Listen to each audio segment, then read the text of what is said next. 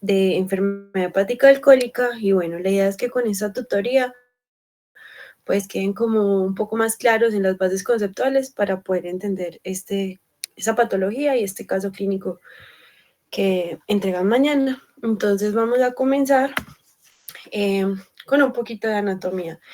Entonces sabemos que el hígado es un órgano muy grande. Bueno, antes que todo, recuérdenme si me están escuchando bien y si en algún momento tienen una duda me pueden interrumpir porque no estoy viendo el chat. Entonces ahora sí. Sabemos que el hígado es un órgano muy grande, abarca hipocondrio derecho, epigastrio y parte del hipocondrio izquierdo.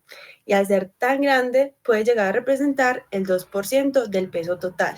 Puede pesar entre 1.2 a 1.5 kilogramos. En cuanto a sus divisiones anatómicas, tiene dos caras. En la cara diafragmática, como vemos acá, podemos ver el lóbulo derecho y el lóbulo izquierdo. Y en su cara visceral podemos ver el lóbulo cuadrado, el lóbulo caudado. ¿Alguien levantó la mano o algo? Bueno, creo que no.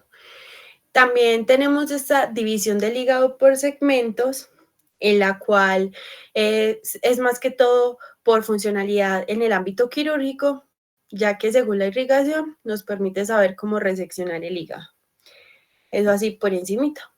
Entonces, hablando un poco de la irrigación, es un órgano abundantemente irrigado, sobre todo porque tiene alrededor del 13% de la sangre total todo el tiempo. ¿Eso por qué? Porque recibe a la vena porta. Sabemos que la vena porta tiene, es más, al hígado llega un 80%, el 80% de la sangre que le llega es de esta vena porta y es una vena que tiene mucha sangre con muchos nutrientes, ya que transporta todo lo que absorbió el intestino, pero es una sangre que está poco oxigenada y solamente el 20% de la sangre que le llega al hígado es una sangre oxigenada mediante la arteria hepática, pero que es una sangre bajita en nutrientes. Repasemos un poquito también de histología. Sabemos que el hígado está conformado por un parénquima, que es esa parte funcional de la glándula, compuesta por estos hepatocitos. Son cordones de hepatocitos de una célula de espesor y que están al lado de un sinusoide, que es este sinusoide hepático. Aquí también podemos ver el cordón y el sinusoide. Ese espacio de los cordones hepáticos y el sinusoide se llama espacio perisinusoidal o el espacio de Dice. Es importante porque en este espacio vamos a encontrar otra célula que se llama la célula de hito o célula estrellada y porque en ese espacio es donde se da el intercambio principal entre las sustancias de la sangre y del hepatocito. Es importante entender que hay digamos, una división funcional de cómo son estos lobulillos o cómo los podríamos identificar. Entonces, tenemos el lobulillo hepático o el lobulillo clásico, que es este que vemos acá, forma hexagonal, con una vena central, y en los vértices están formados por una triada portal. Entonces vamos a recordar que la triada portal es aquella que está compuesta por una rama de la vena porta, una rama de la arteria hepática y un conducto biliar. Tenemos también, ahora sí, el lobulillo portal, que es un lobulillo triangular. En el centro tiene una triada portal y sus vértices son una vena central de lobulillos hepáticos. Y tenemos este de acá, que es muy importante, que es el acino hepático o de Rappaport, y ese tiene una forma de rombo. Entonces tiene un eje mayor, este de acá, que va de una vena central a otra, y un eje menor que va de una triada portal a otra. Esto es importante para entender algo, y es que la sangre que entra por la vena porta siempre va a ir de afuera hacia adentro. Y entonces la sangre que recibe más oxígeno va a ser, las células que reciben más oxígeno por la entrada de esa sangre van a ser las células que estén en esta zona 1. Entonces, Si hay una condición en la que hay una intoxicación, las células que más van a sufrir son estas mismas, las de la zona 1, y las que menos van a sufrir serían los hepatocitos que tengamos en la zona 3. Pero, ¿qué pasa, por ejemplo, en un caso de una hipoperfusión? Entonces, en los casos donde no nos esté llegando suficiente sangre al hígado, lo que va a pasar es que las células, digamos, que menos van a sufrir son precisamente estas de la zona 1, pero las que más van a sufrir son las de las zonas 3. Entonces, estos conceptos es pues importante tenerlos para saber funcionalmente y cómo se podemos identificar las zonas de distribución de la sangre en el hepatocito, ¿cierto? Y ya ahora sí vamos a comenzar con lo que nos corresponde, que es la hepatopatía alcohólica. Entonces, esto va a comprender un espectro de enfermedades vinculadas con el alcoholismo, desde la esteatosis, que tiene el nombre vulgar, si alguien me lo quiere decir, como que lo conocemos más común. ¿Alguien? Hígado graso. Eso. Entonces, el hígado graso, que conocemos comúnmente. Luego, también puede pasar a una esteatohepatitis o una hepatitis alcohólica, que es la inflamación como tal de ese hígado, y llegar a trastornos hepáticos más avanzados, como una fibrosis y una cirrosis. Para comprender esto, quiero dejar este concepto, que es cuando vamos a considerar un consumo excesivo de alcohol. Entonces, la literatura nos dice que para que aparezca una enfermedad hepática es necesario un consumo de alcohol de 30 a 60 gramos al día en hombres y 20 a 40 gramos al día en mujeres durante un periodo mayor a 10 años. Y ahora vamos a comenzar con la patogenia. ¿Cómo es que el alcohol le hace daño? Pues al hígado. Entonces, el alcohol se absorbe en el estómago y en el intestino delgado. Alrededor del 90% de ese alcohol va a ser metabolizado en el hígado y el resto lo va a eliminar el riñón o a través de los pulmones. Entonces, vamos a ver que ese metabolismo del alcohol es así. El etanol llega por la vena porta y dentro del hepatocito la mayor parte se va a oxidar por esta enzima, que es la alcohol deshidrogenasa, que va a formar el acetaldehído. Esa formación de acetaldehído tiene un problema y yo quiero que si alguien sabe me diga cuál es el problema de este acetaldehído, si conocen por qué este acetaldehído podría causar daño en una condición anormal, o nadie, o no causa daño, no sé.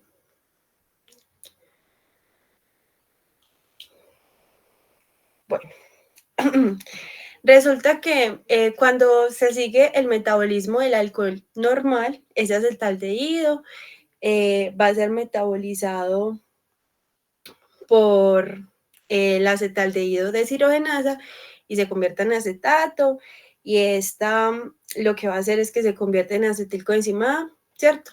Y esto pasa pues al ciclo de Krebs. Pero cuando hay un consumo constante de alcohol, no solamente va a suceder esta ruta, también vamos a empezar a utilizar el citocromo P12.1 y este de acá nos va a producir también acetaldehído, pero también nos va a producir especies reactivas de oxígeno. Entonces ahí es donde empieza el problema, porque nos empieza a causar daño celular. Además, el acetaldehído se puede ir acumulando y este acetaldehído tiene un efecto tóxico en las células porque tiene una capacidad de reaccionar con los grupos tiol y amino de las proteínas, de cualquier proteína. Entonces va a afectar las funciones biológicas en general y daña las membranas de las mitocondrias, va a empezar a inhibir el uso de oxígeno y por ende va a inhibir la síntesis de ATP, ¿sí? Como en una visión general, este sería el problema del metabolismo de este alcohol en un consumo crónico.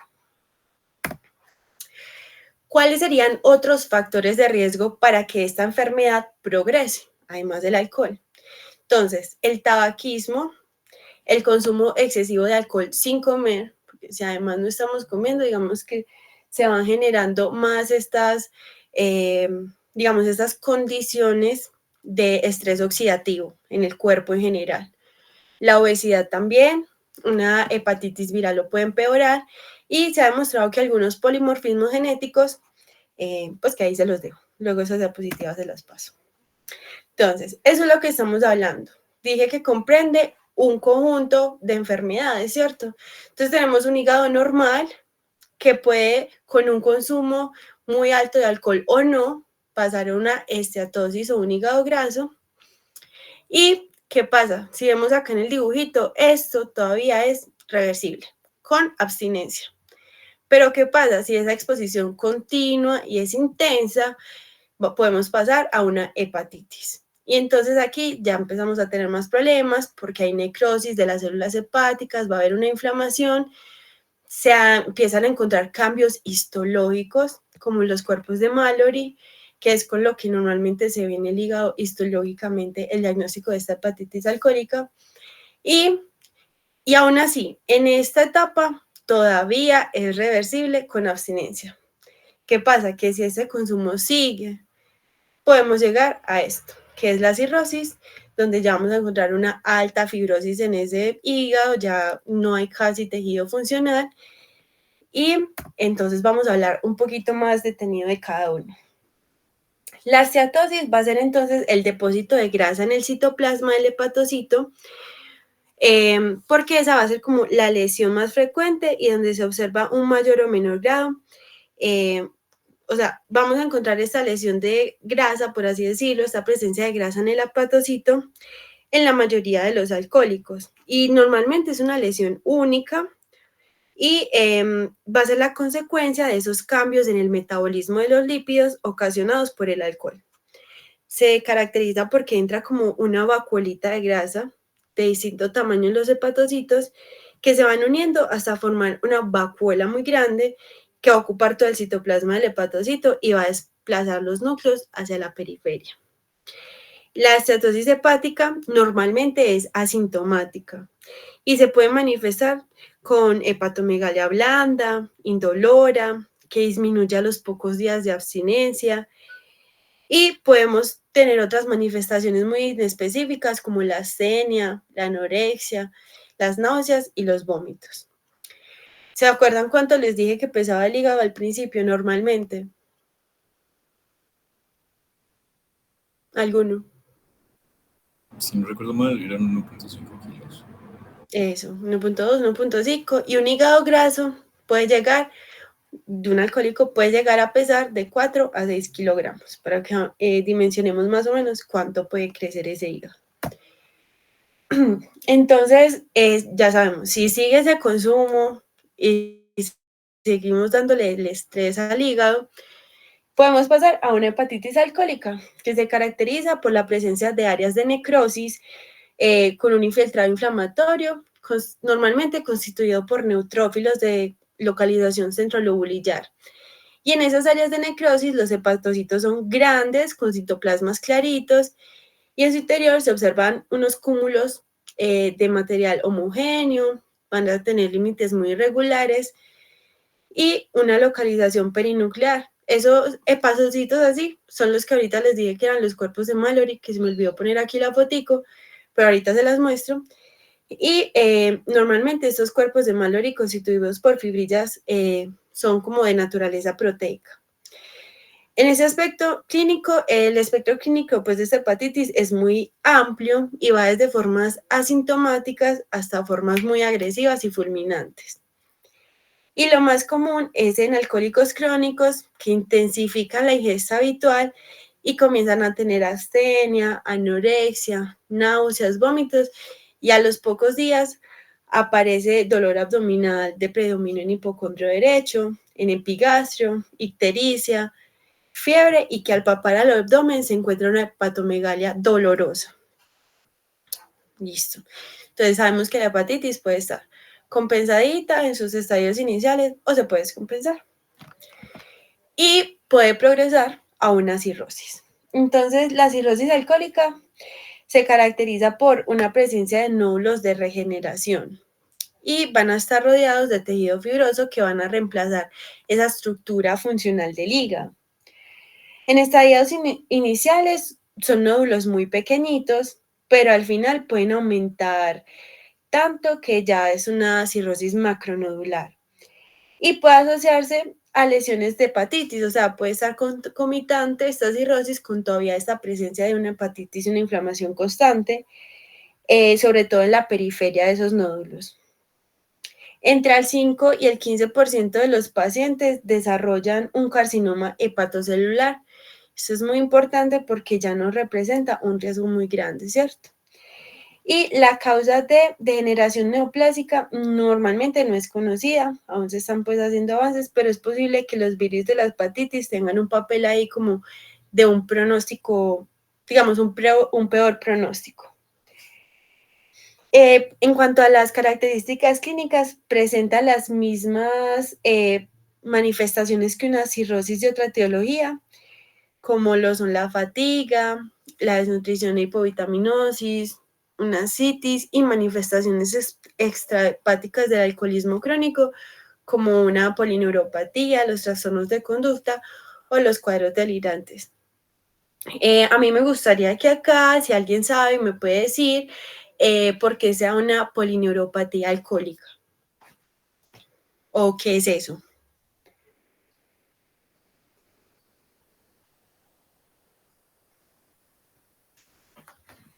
Bueno, entonces existe la polineuropatía por alcohol, normalmente tiene que ver con una condición que daña esos nervios periféricos debido a un consumo crónico, ¿cierto? Y esto es como una de las manifestaciones extrahepáticas más graves. El etanol tiene efectos muy tóxicos en las células nerviosas, en general, pues en las neuronas, entonces nos puede causar desmielinización y alteración en la membrana neuronal, y eso conduce a una reducción en la transmisión de las señales nerviosas y empiezan a estar estos síntomas de debilidad, pérdida de la sensibilidad, muy características de una neuropatía, ¿cierto? Y también hay otro concepto que me parece muy importante hablarles y es de la encefalopatía alcohólica, si alguno la ha escuchado también.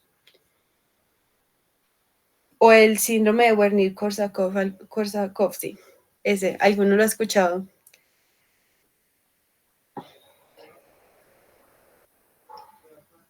Bueno, si no lo han escuchado, esto normalmente, digamos que esta afección se puede manifestar de una forma aguda como el síndrome de Wernicke-Korsakoff, pero en general se le llama encefalopatía alcohólica y está causado por un deterioro en las funciones cerebrales debido a efectos tóxicos del alcohol y específicamente relacionados con la tiamina o la vitamina B1. Y es que esta disminución o deficiencia de vitamina B1 que tienen los alcohólicos es muy importante porque la tiamina es un cofactor para varias enzimas del ciclo de Krebs y va a ser muy necesario entonces para producir ATP. La disminución de esta vitamina disminuye la energía disponible para las neuronas. Entonces las personas van a empezar pues a tener daños en la memoria y en general como una somnolencia y llegar a un punto de un estrés oxidativo muy alto en el cual no funciona adecuadamente ni las neuronas y en general el resto de las células, por así decirlo. Como para que tengan en cuenta eso de la polineuropatía, la encefalopatía, que a veces lo pueden preguntar. Y todo este progreso de la enfermedad zona cirrosis puede tener otras complicaciones. Entonces, una de las más comunes, las varices esofágicas por hipertensión portal, alteraciones de la coagulación, debido a que el hígado ya no me está funcionando bien, no me va a producir igual las mismas proteínas y las mismas sustancias necesarias para mantener esta cascada de la coagulación. También puede tener manifestaciones pulmonares, ya les hablé de la encefalopatía, y el carcinoma hepatocelular, que es el último, digamos, el estadio más grave. Y tenemos entonces, aquí les voy a dejar algunas escalas de evaluación, en las cuales tenemos el índice de Maddrey, la clasificación de Chilpuk y el de MELT. Estos son muy importantes porque nos van a ayudar a clasificar en general el riesgo de estos pacientes. Entonces les voy a hablar de cada uno. La puntuación de MELT, entonces, lo que nos va a hacer es muy importante para tomar decisiones en cuanto a la funcionalidad del paciente. Entonces, al hacer el cálculo, nos va a decir si hay una enfermedad hepática menos avanzada y con baja probabilidad de mortalidad a corto plazo, si hay un riesgo moderado de mortalidad, un alto riesgo o un muy alto riesgo de mortalidad. En general, la de MELT es para mortalidad, ¿cierto? Tenemos también la de Chilpuk, que se relaciona con la supervivencia en pacientes. Entonces, digamos que las tasas de supervivencia a un año para pacientes con cirrosis, según Chilpuk, nos va a decir si están en clase B, clase B y clase C, si la tasa de sobrevida es de 100, 80 o 45%. Y pues la escala de Maldry es principal. Ay, perdón, lo pasé. Tiene un riesgo predictivo, sobre todo el pronóstico de la mortalidad. Entonces, ya aquí no estamos evaluando supervivencia, sino que tanta mortalidad en los próximos 30 días. Entonces, ahí para que las tengan en cuenta, estas escalas de evaluación. Y Disculpa, en cuanto, dime. que tengo una duda. En la ML, la parte de bilirrubina sería ¿cuál? ¿Bilirrubina total, directa, indirecta? Creo que es total, pero yo te confirmo, pero sí, creo que es total. Muchas gracias. Dale. Y bueno, vamos a pasar al tratamiento. El tratamiento más efectivo para reducir toda esta progresión, desde el hígado graso hasta ya una cirrosis, es la abstinencia prolongada del alcohol. Y especialmente en esos estadios iniciales de esteatosis y esteatopatitis, es muy importante porque es que aquí es reversible. Y en pacientes con cirrosis alcohólica ya descompensada, normalmente se tiene que dar manejo a esas condiciones que lo acompañan, como la citis, las varices esofágicas, y prevenir los riesgos de hemorragias en estos pacientes. También se ha demostrado que corticoides como la prednisolona van a reducir el riesgo de muerte a corto plazo y pues el trasplante hepático ya en casos irreversibles. Yo les voy a dejar todas las referencias, ahorita les paso las diapositivas y si tienen alguna duda en este momento me dicen por favor, pero es una tutoría bastante cortica, me gusta que sea así porque ustedes hasta ahora del día ya están cansaditos.